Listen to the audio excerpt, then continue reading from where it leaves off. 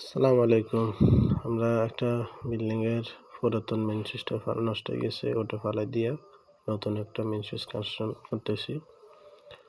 তো আগের ভিডিওতে দেখানো হচ্ছে যে পুরাতন মেইন সুইচটার মাড গেট স্ক্রু খোলা যায় না, জং কাটা গেছে, জ্ঞানের দিকে আসছি। ওই এমএনএক বোর্ডটা উপরে আবারই নতুন করে মেইন সুইচ একটা লাগাইছি।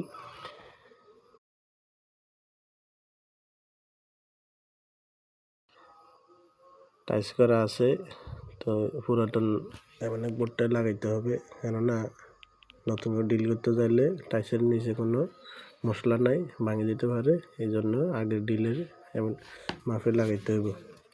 তো আমাদের প্রথম লাগাইতেছি নিচে মিটার থেকে তারটা আসছে মেইন লাইন টুইন কোর, এটা আমাদের লাগানো হইতেছে। লাগানো শেষে আমরা টেপ মারতেছি।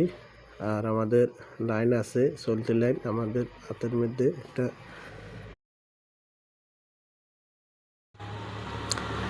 হ্যান্ড গ্লাস ব্যবহার করছি, কেননা এটা লাইন আছে, আমাদের সেফটিটা নিতে হবে। আর এটা হইলো বাসাবাড়ির আউটপুট লাইন, মেইন লাইন। এই যে আমাদের মেইন সুইচের উপরে সাইডে লাগানো হইতেছে, এটা লাগা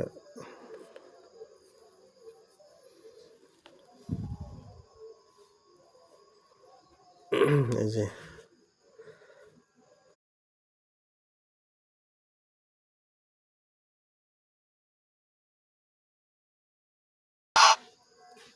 ফেলা দিয়ে টাইট দিতে হবে। টাইট দেওয়ার পরে দিয়ে তারপরে দিয়ে আমাদের টেপ মারতে হবে।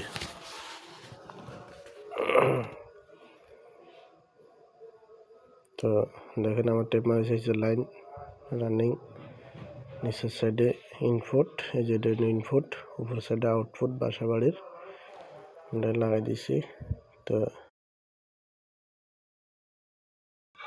এই যে মেইন তার টুইন কোর, এই যে এটা বাসা বাড়ির লাইন। তো আমাদের কাজটা